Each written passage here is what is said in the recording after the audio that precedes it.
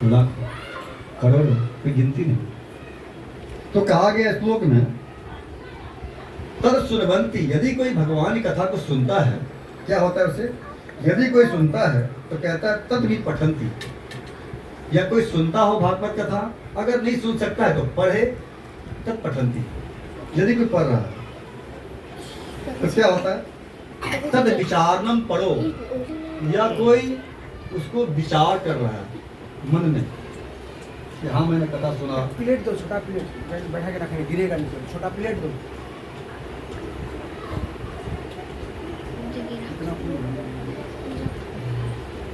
तद विचारंती, अगर कोई कथा को सुनता है या पठन करता है या विचार करता है उसको, तद विचारंती ते नर, वे मनुष्य क्या होगा, कहते हैं भक्तिया विमुच्यते, इसी शरीर के बाद सीधा भगवान के धाम को प्राप्त करेगा।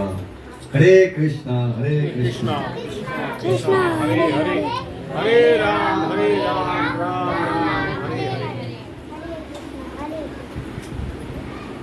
तो ऐसे कार्तिक महीना में हम सबको श्री श्री गौरीताई का आविर्भाव दिवस है, तो उसके शुभ कार्य में आज हम सब भागवत कथा भागवत कीर्तन का चर्चा कर रहे हैं, जो मानव शरीर का सर्वोच्च कार्य है। इसके ऊपर और कुछ कार्य नहीं, क्योंकि आप चाहे कितना भी संसार का धन एकत्र कर लो, हमारे साथ कुछ नहीं जाएगा। अगर हमारे साथ जाएगा तो केवल भगवान का नाम, और हमने जो दिव्य कर्म कर लिए, चाहे अच्छा या बुरा जो भी हमारे साथ कर्म, केवल वही हमारे साथ है। इस संसार में हर व्यक्ति दुखी है, कोई सुखी नहीं है। इसको घर पे डालो, जाओ सीधा जाओ। तो इस प्रकार से भगवान कृष्ण इस कार्तिक महीने में अनेकों लीला किए हैं। उनका नाम क्या है, दामोदर। अनेकों नाम है, विशेष करके दामोदर। दाम का मतलब होता है पेट, रस्सी, उदर का मतलब होता है पेट। तो जिनके पेट में उदर में रस्सी बांधा हो वे दामोदर। तभी हम अंत में देखेंगे कि भगवान का ये दामोदर कब करेंगे, उससे पता चलेगा। तो माता यशोदा कृष्ण को लोग बहुत कंप्लेन आने लगा उनको कि देख यशोदा रानी तुम्हारा जो लल्ला है ना, बहुत चोरी करता है, मेरे घर में माखन चुराता है, मटकी तोड़ता है। तो माता ने सोचा कि मेरे घर में क्या कमी है, कोई कमी तो नहीं है, भरपूर है। क्योंकि कृष्ण के लिए नंद बाबा के पास 9 लाख गाय थी। कितने? 9 लाख गाय, जिसको उसे नंद बाबा कहते हैं। उसमें भी कुछ विशेष गाय को पद्म गंधक नामक घास खिलाया जाता था, जिसकी दूध बहुत खुशबूदार होती थी। ऐसे खुशबूदार दूध से कृष्ण के लिए माखन बनता था, लेकिन वो कृष्ण उसको हाथ नहीं लगाते थे और दूसरे घर में चोरी करके खाते थे। कई लोग चोरी करते थे तो माता यशोदा मानती थी, बोले मैं नहीं मानती, मेरे घर में कोई कमी नहीं है, क्यों तुम्हारे घर में चोरी करेगा। अगर तुमको लगता है तो मुझे रंगे हाथ पकड़ के दिखा दो, तो मान लूंगा, मैं मान लूंगी। सभी ब्रज गोपांगनाओं ने सोचा कि ठीक है, जब माता को रंगे हाथ पकड़ना है तो उस कृष्ण को पकड़ के ले जाऊंगी। सभी लोगों ने प्लान बनाया कि देखो कृष्ण को पकड़ना है, तो पकड़ना कैसे पकड़ेंगे। बोले एक काम करते हैं, मक्खन को ज्यादा ऊपर मत रखो, नीचे में रखो, ताकि लेने में आसान होगा उसको, और जैसे ही आएगा उसी पकड़ लेंगे। तो सभी लोगों ने क्या किया, सीख ऊपर, सीख जानते हैं आप सब? हाँ जानते होंगे। हाँ, गाँव में रहता है। हाँ, गाँव में रहता है। चीचा बोलते हैं, जो भी अलग अलग भाषा जो भी है, उसके लटका के पहले के लोग दही मक्खन ये सब रखते थे, जो भी इम्पोर्टेंट, जो चीटी वीटी ना लगे। तो वहां पे मक्खन को रख करके ऊपर से थाली डाल करके पानी भर दिया उसमें, ताकि जरा भी हिलेगा तो पानी गिरेगा। और नीचे में सारे गोपांगना सो गई कि अगर उठाएगा जरा भी थाली, पानी तो गिरेगा, पानी गिरेगा तो पकड़ लेंगे सीधा। तो उस ग्वाल सखा में एक थे जिनका नाम था श्रीदाम। श्रीदाम सखा जो थे ये ब्राह्मण थे। तो ये कह देखो कृष्ण तुम चोरी कर दो, ये अच्छी बात नहीं है, ये चोरी करना अच्छा नहीं है। कहते मैं क्या करूं, तुम मुझे उपदेश दो, मैं चोरी नहीं करूंगा। तो समय निकाल, बोला समय मेरे पास केवल चोरी करने का समय होता है, उसी टाइम पे तुम मुझको जो उपदेश देना है दे दो। जब चोरी करने को चलते हैं, प्लान बनाते हैं, उस टाइम पे जो उपदेश देने दे दो। तो श्री राम सखा तो ब्राह्मण इतने बड़े बड़े सिखा, इतना बड़ा पेट उनका, ब्राह्मण के पुत्र हाथ में एक डंडा, तो चोरी करने जाते थे, कृष्ण उसको भी ले जाते, सबको ले जाते थे। तो प्लान बने, बोले काम को पानी डालिए, बहुत बुद्धिमान है गोपांगना होते, काम करते हैं, राख जानते हैं आप सब, राख जो पानी खींच लेता है, हाँ। गोबर का जला के राख बन जाता है, तो सारे राख को पानी में डाल दिया तो पूरा पानी खींच लिया। और उसके बाद में कृष्ण के जितने गौर सखा थे, सभी लोगों ने गोपांगनाओं का चारों तरफ से, जैसा मटकी कैसे फोड़ते हैं जानते हैं, देता है वो मटकी फोड़ होता है एक हमारा गोविंदा, तो गोविंदा वहीं से आया है, इधर से नहीं आया है। पहले कृष्ण ने किया, उसका ये अनुकरण बाकी लोग कर रहे हैं, अनुसरण। चारों तरफ घूम करके आराम से मटकी को निकाला, दही खाया, मटकी खाया, सारे माखन जब खा लिए तब जाके सारे गोपांगना जाग गई। तो बोले भागो भागो, सब लोग भागे, सब लोग तो भाग के निकल, कृष्ण तो बाद में भाग, सबको निकाल करके। श्री राम सखा का पेट बहुत बड़ा था, खिड़की से कूद कूद के भाग रहे थे, तो पेट बड़ा था, पेट फंस गया, मुंडी बाहर, पेट अंदर। अब क्या करें, अंदर बाहर हो ही नहीं रहा, बाहर ही नहीं जा रहा है। तो बहुत किसने बोला सांस को ऐसा जोर से खींचो तो पेट कम होगा, तो सांस खींचा तो धक्का मारा तो सिखा बाहर हो गया, धक्का मार के निकल गए। उस बार तो बच गए। बोला तुम्हारे चक्कर में रहूंगा तो मैं भी हाथ पैर टूट जाएगा मेरा, जैसा काम मैं नहीं करूंगा। बोले चिंता मत करो, मुझे बहुत शक्ति है, ऐसा कुछ नहीं, कोई पकड़ नहीं पाएगा। लेकिन सारी गोपियां सोची क्या करूं, यशोदा मैया को पकड़ना है, पकड़ के देना है। सभी लोगों ने क्या क्या बोला, रात भर जागरण करेंगे, सोएंगे नहीं। और सभी लोग इधर उधर जा गई। और कृष्ण आया, बहुत देखा कोई नहीं है। ये पहले जितना टीम होते थे ना घर में, देखो कोई है क्या, नहीं है, इशारा आ जाओ, इशारा कर, एक जैसी इशारा किया, धाम धाम करके सब ग्वाल सखा जो है अंदर घुस जाते थे। ऐसा ही हुआ, सभी लोग घुस गए। और घुसने के बाद जैसे ही अब माखन निकाल खा रहे थे, चारों तरफ से सीबीआई की तरह घेर लिया उनको, चारों तरफ से सारे गोपांगना। अब तो फंस गए। अब तो जितना गोप सखा थे वो लोग भागने में सक्षम हो गए, सब लोग भाग गए। कृष्ण पकड़ा गए, कृष्ण पकड़ा गए। तो यहाँ पर अब तो सोचा, अब तो आप चलो यशोदा मैया के पास। तो कृष्ण ने सोचा, देखो मैया के पास मत लेके जाओ, यहीं पे जो लेन देन करना है कर लो, बैठा लो यहीं पे। तो ठीक है, लेन देन करना है तो काम करो, फिर ठुमकी लगाओ यहाँ पे। तो एक ब्रज के बहुत बड़े रसिक संत हुए जिनका नाम था रसखान जी, आप लोग नाम सुने होंगे। रसखान जी मुसलमान थे और कृष्ण को खाली पैर देख करके चप्पल पहनाने के लिए यहाँ से ब्रज चले गए उनको, कि बच्चा कितना सुंदर है, खाली पैर चलता है, चप्पल भी नहीं है, तो चप्पल देने के लिए गए। और जब वहां पे गए तो वहीं का होके रह गए रसखान जी।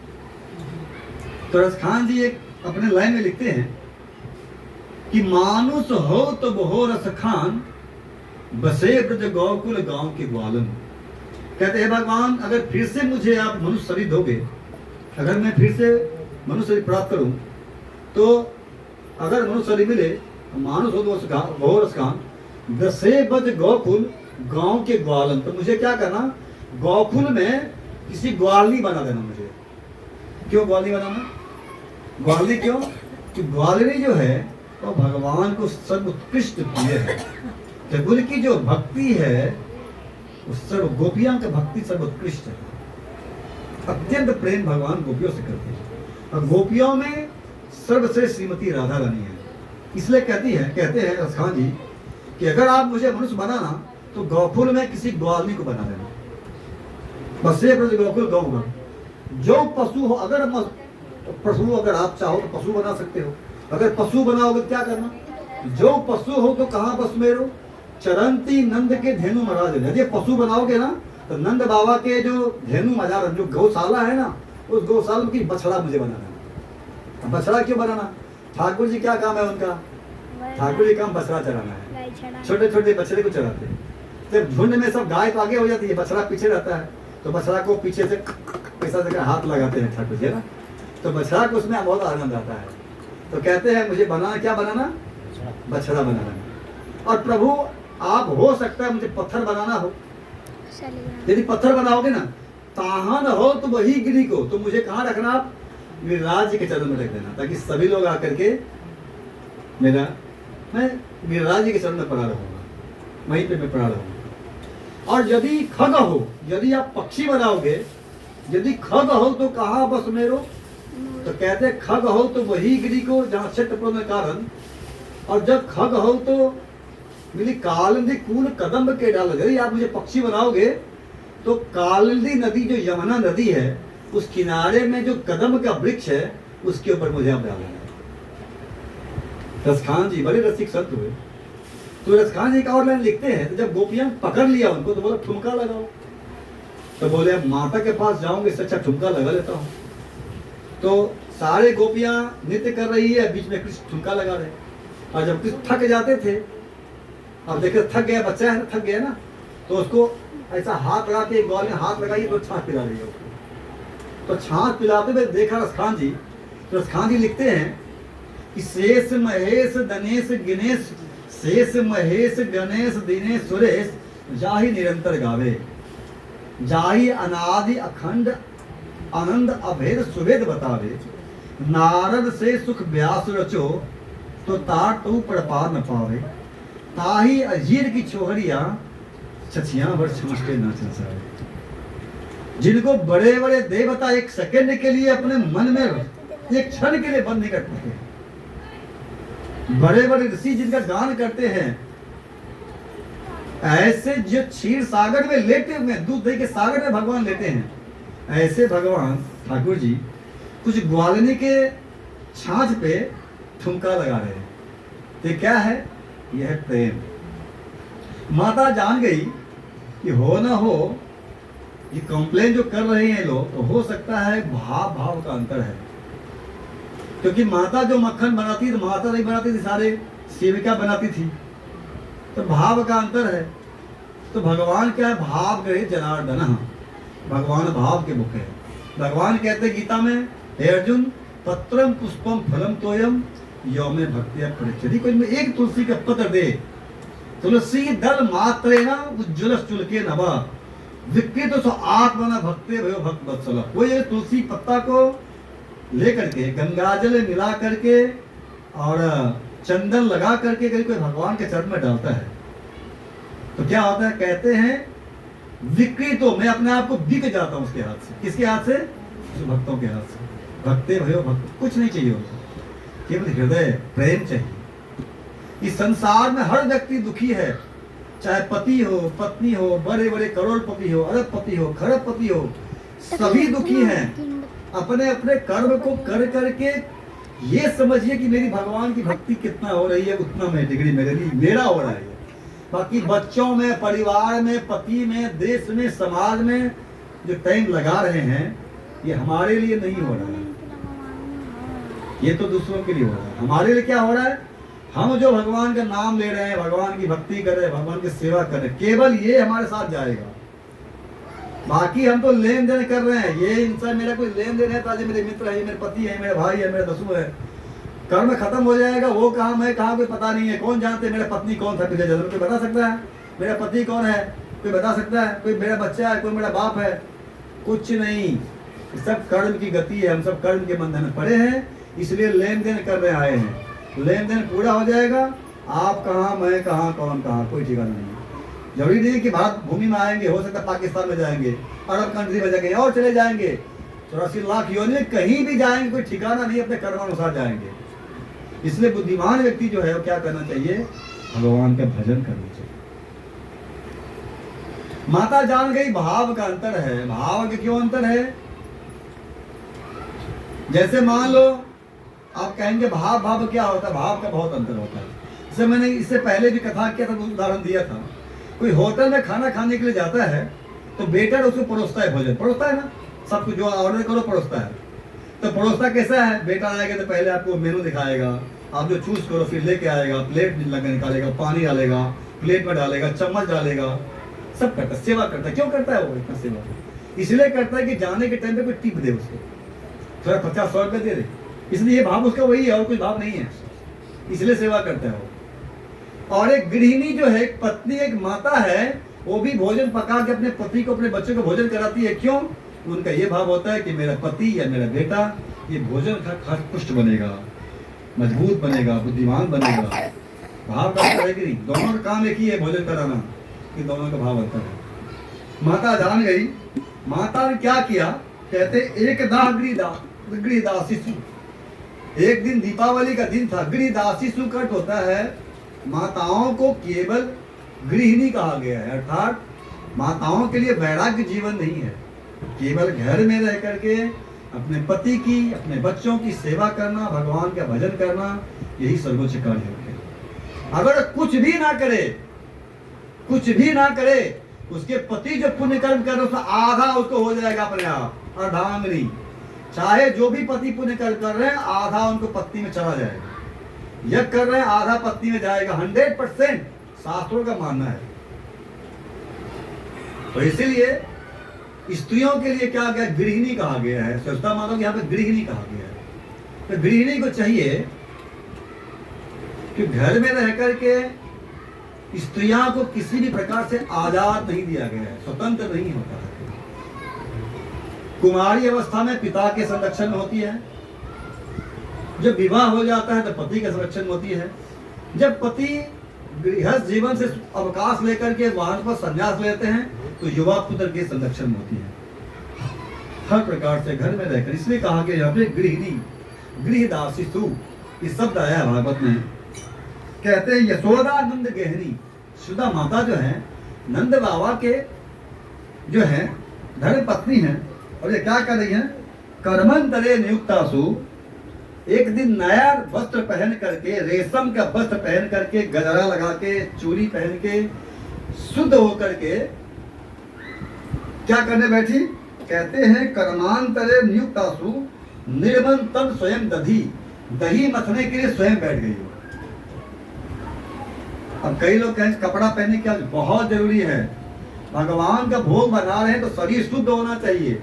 ऐसा नहीं कि रात में सो के उठा और वही नाइटी पहन करके किचन में घुस गए, ऐसा नहीं होना चाहिए। शुद्ध अवस्था में तब भगवान वो भोग को स्वीकार करेंगे। तो माता यशोदा कहते हैं दही मथने के लिए बैठ गए। कहते हैं दही मथन क्या कर रही थी, यानी यानी ही गीतानी तद बाल चरितानी च, यानी भगवान का भोग अगर बना रहे तो क्या करना चाहिए, भगवान कथा को सुनना चाहिए, तो भगवान का नाम लेना चाहिए। यशोदा माता क्या कर रही थी, अपने पुत्र को यानी यानी ही गीत गा रही थी। कौन सी, तद बाल चरितानी च, अपने बालक के चरित्र थे, उस चरित्र का वर्णन कर रही थी। और कहते तद बाल चरितानी तब दधी मंथन काले स्मृति तान गायंती, उस दही मंथन के टाइम पर स्मरण कर रही थी और गा रही थी। लेकिन ऐसे गाते गाते कृष्ण को ध्यान टूट गया। क्यों, दही मत रही थी ना। तो गाना जैसे हम लोग भी कीर्तन किए है ना, तो कीर्तन में क्या क्या होता है, मृदंग बजता है, करताल बजता है। तो माता जी का मृदंग क्या था, गर गर गर गर आवाज आ रहा था, दही मत नहीं, रस्सी का है ना, गड़गड़ा रहा था ये मृदंग। और करताल में चूड़ी खन खन खन, चूड़ी खन खन हो रहा था, तो करताल हो रहा था और माता गा रही थी। तो ये गड़गड़ की आवाज, मृदंग करताल की आवाज कृष्ण कान में गए। कृष्ण रो रहे थे, तो कान में आवाज गए। तो जैसी आवाज गए, कृष्ण आंख मीचते हुए आए और माता को हाथ पकड़ लिया। माता को हाथ पकड़ लिया कि दूध पिलाने के लिए, स्तनपान कराने के लिए कृष्ण कह रहे हैं। तो माता समझ गई, जैसे बालक अगर है तो माता समझ जाती है इशारा से। तो माता अपने बालक गोद में ले लिया और गोद में लेकर के अपने पुत्रों को, कृष्ण को स्तनपान करा रही थी। तो स्तनपान माता भी आनंद ले रही थी और पुत्र भी आनंद ले रहे थे, माता का स्तनपान कर रहे हैं और माता भी आनंद ले रही है। लेकिन उसी समय में जो पद्मगंधक नामक गाय को दूध जो था उबल रहा था, तो दूध को लगा जैसे भगवान के धाम में जाएंगे सभी व्यक्तित्व है, भगवान की सेवा सब। जैसे ये क्या है, ये बलराम जी का विस्तार है। ये क्या है, सब बलराम जी का विस्तार है। तो बलराम जी भगवान की सेवा कर रहे हैं। तो दूध ने सोचा कि अगर ठाकुर जी अपने माता का स्तनपान सारे कर लेंगे तो मेरा सेवा करने का मौका कब मिलेगा। तो दूध क्या किया, तुरंत उसमें से उफल गया और गिरने लगा। तो गिरने जो लगा तो मैया क्या किया, कृष्ण को ऐसा गोदी से उतार दिया और दूध को बचाने चले गए। कृष्ण को लगा कि इतना संसार के सर्वश्रेष्ठ व्यक्ति मैं और अपने माता का स्तनपान कर रहा हूँ और यहाँ पे माता 10 रुपए का दूध बचाने के लिए चली गई। तो क्रोध आ गया उनको। एक पत्थर था, एक पत्थर लिए और वहां पे दही का मटका था, माता गई दूध बचाने के लिए, ध्यान से लगाया, पूरा दही पूरा घर में माखन फैल गया। अब कोई बच्चा गलती कर लेता है तब उसे पता चलता है, अब तो मम्मी का डंडा लगेगा।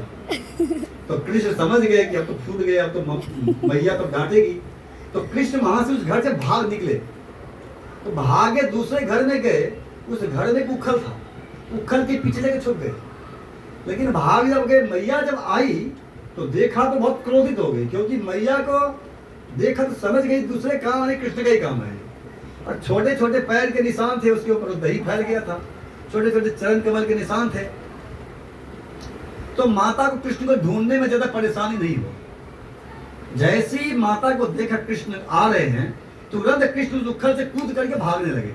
देखो छोटे छोटे बच्चा जो बहुत चंचल होता है। अब मैया का 60 वर्ष का आयु है, शरीर भारी है कि नहीं, और साड़ी पहनी हुई है। ऐसा नहीं कि आज के समय में लोग जींस पैंट टी शर्ट पहन के माता भी रहती है, वैसा नहीं थी वो। साड़ी पहन के दौड़ने में थोड़ा दिक्कत होता है। अब कृष्ण तो फड़फड़ा के आगे भाग रहे थे, अब मैया पीछे पीछे दौड़ रही है। अब कृष्ण पीछे देख भी रहे हैं कि आ तो रहे, मैया कितना दूर है। तो कृष्ण आगे भाग रहे हैं, मैया के हाथ में लठिया देख करके डर के मारे भाग रहे हैं।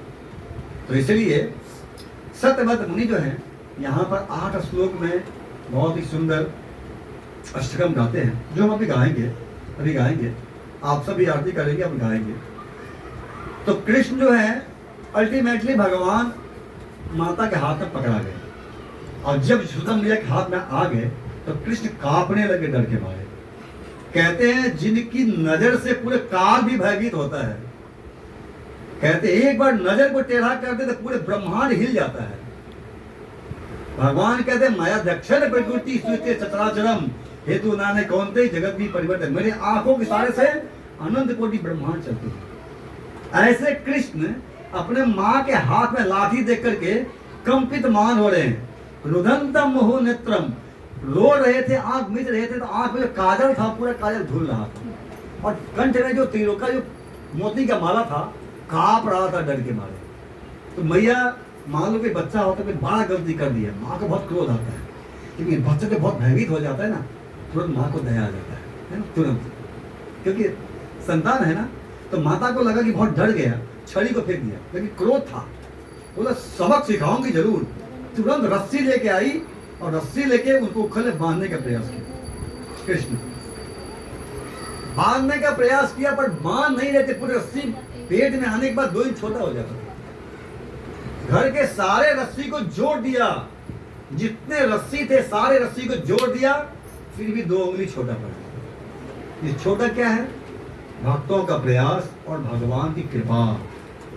भक्तों को भगवत प्राप्ति करने के लिए हमेशा प्रयास करना चाहिए। अगर प्रयास करते रहेंगे तो भगवान की कृपा जरूर करेंगे, और अगर प्रयास करना छोड़ दिया तो गया। इसीलिए यशोदा मैया बांध बांध करके पसीना से लथपथ हो गई, और जब सरेंडर कर दिया, क्यों नहीं बढ़ा रहा है, तब भगवान कृपा किया उनके ऊपर। जब भगवान कृपा किए तब वे बांध दिए, और जब बांध दिए उखल में, तो उखल में बांधने के बाद मैया चली गई। सारे ग्वालियर कह रही थी ये मत बांधो। वहां से नारद देख रहे, बाप रे, जिनके पेड़ उधर जो है कमल पुष्प के समान है, कोमल है, ऐसे भगवान को रस्सी से बांधा जा रहा था।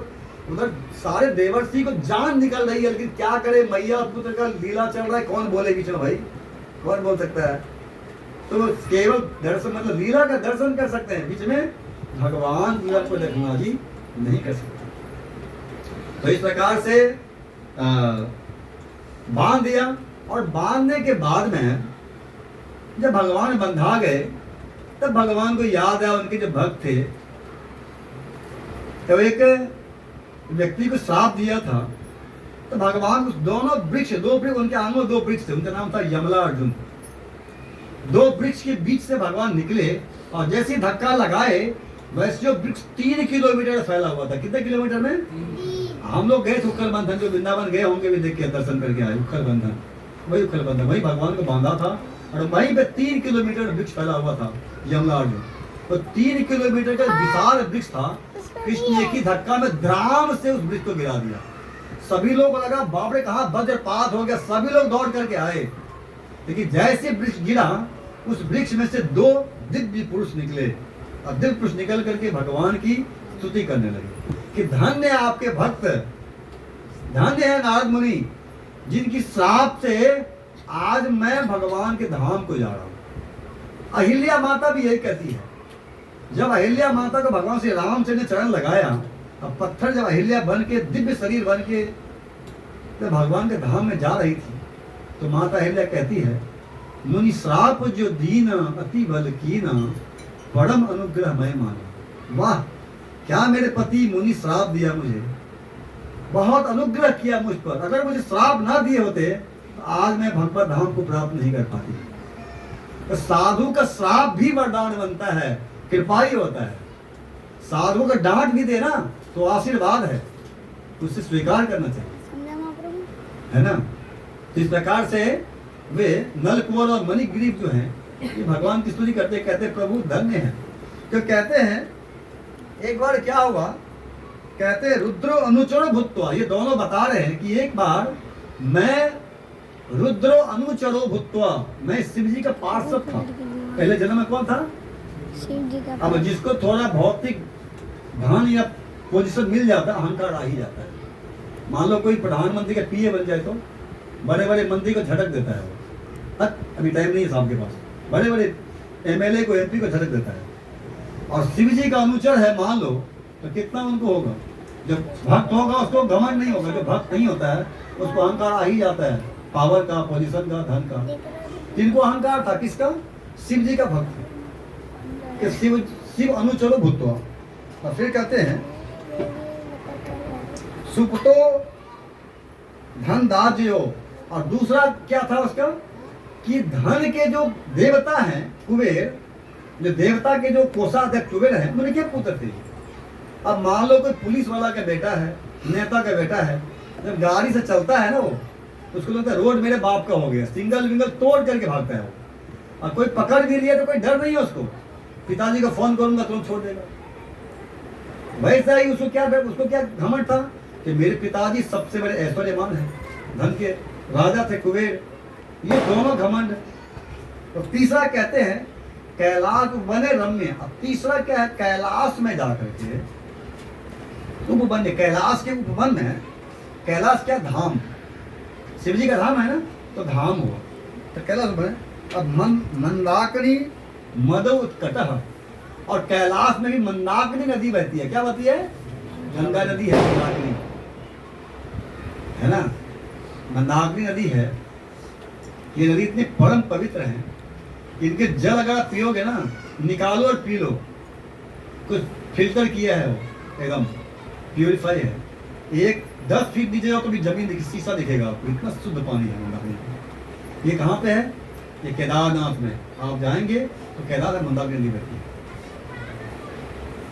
तो मंदाकिनी नदी में, और फिर क्या था वहां पर? कहते हैं अगर कोई संसार में पाप करे तो संसार में पाप करता है तो धाम में जाकर के पाप को धोता है, गंगा स्नान करके किसी धाम जाकर। लेकिन कोई धाम में पाप करे तो कहते हैं वज्रे लेपति भविष्यति, वज्र से लेप हो जाता है उसके जीवन में। धाम में जाकर कोई पाप करे, पाप कभी जीवन में निकल नहीं सकता। तो कैलाश में जाकर क्या कर रहा था? मदो उत्कटः, शराब पिया हुआ था। और शराब भी क्या, कौन शराब पिया था? कहते हैं वारुणी मदिरा पीवत्वा, वारुणी नाम के मदिरा पिया था, है ना। जैसे कि देवता लोग सोम रस पीते हैं, और जो असुर होते हैं क्या करते हैं? अब देखो जो बड़े बड़े लोग हैं वो बड़े बड़े बैरन मारते हैं, जिसकी ये हो दुनियादारी, मैकडॉल, ये हो, नाम नहीं जानता मैं भी बहुत बड़ा पापी था, अब थोड़ा भक्ति करने लगा हूँ, मैं सारे पाप से निकला हूँ, है कि नहीं। झूठ क्यों बोलना, क्या सारे बैठा मैं भी पिया हूँ, ऐसा बात नहीं है। जो भी है जीवन भर सारे पाप किए हैं, तो इस प्रकार से। लेकिन कोई बाकी है तो गटर साफ मारता है कि नहीं। तो ये क्या कर रहे थे? वारुणी दारू पीवत्वा, वारुणी दारू पी करके मदो उत्कटः, मदो घृणी लोचना, नशा में इतना नशा था उसके